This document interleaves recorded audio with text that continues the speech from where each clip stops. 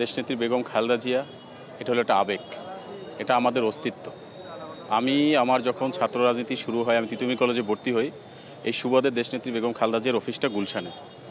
আমরা সেই দেশনেত্রী বেগম খালেদা জিয়া বিকালে অফিসে আসতো, বিকালে অফিসের সামনে গিয়ে দাঁড়িয়ে থাকতাম এবং দেশনেত্রী বেগম খালেদা জিয়া সেই রাত 1টা 2টা পর্যন্ত অফিস করতো। তখন তিনি বাসায় যেত, ওনাকে বিদায় দিয়ে তখন আমরা আবার বাসায় যেতাম। এটা তো আমাদের ভালোবাসা। দেখেন, আমার মা আমার কাছে যেরকম, ঠিক একই রকম দেশনেত্রী বেগম খালেদা জিয়া আমার কাছে আমার মা। মায়ের জন্য সন্তানের যে হৃদয়ের কান্না, এই কান্নাটা তো আর বাধা দিয়া করা যাবে না। আপনি আমাকে বলছেন দলের নির্দেশনা, কিন্তু আমার মন তো মানে না। আমি গ্রামে ছিলাম, আমার মাও অসুস্থ, তাকে নিয়ে আসছি, কিন্তু আসার পরে আমি এখানে চলে আসছি, কারণ আমার মা কেমন আছে আমি শুধু মিডিয়ায় দেখি, কিন্তু আমার চোখ দিয়ে একটু দেখতে ইচ্ছা করছে।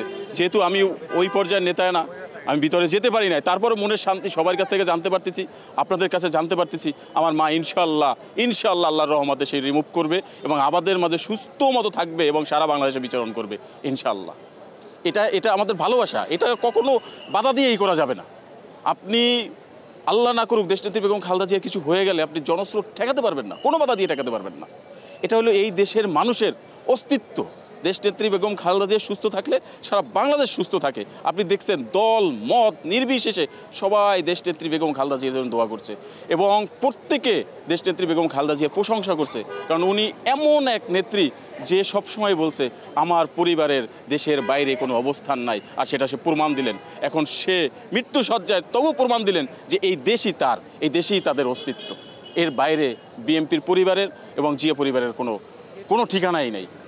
এটা হলো দেশের প্রতি তার যে ভালোবাসা, তার যে দেশপ্রেম, এটার একটা উদাহরণ হয়ে তিনি থাকবেন। জনম জনম ধরে তিনি এই বাংলাদেশের উদাহরণ হয়ে থাকবেন। এটাই হলো আমাদের আবেগ, আমাদের ভালোবাসা, আমাদের কষ্টের জায়গা। এটা বলতে পারবো না আমরা যে কি পরিমাণ অস্থিরতায় আছি, রাতে আমরা ঘুমাতে পারি না তার চিন্তায়। আর সবসময় আল্লাহর কাছে ফরিয়াদ করি, আল্লাহ তুমি আমাদেরকে তার কাছে ফিরিয়ে দাও। যে গণতন্ত্রের জন্য তিনি যুদ্ধ করছে, অন্তত পক্ষে সেই গণতন্ত্রের সুফলটা থেকে এই বাংলাদেশের মানুষ দেখুক এবং সেটা সে দেখে যেতে যেন পারে। এটাই আল্লাহর কাছে আমাদের ফরিয়াদ।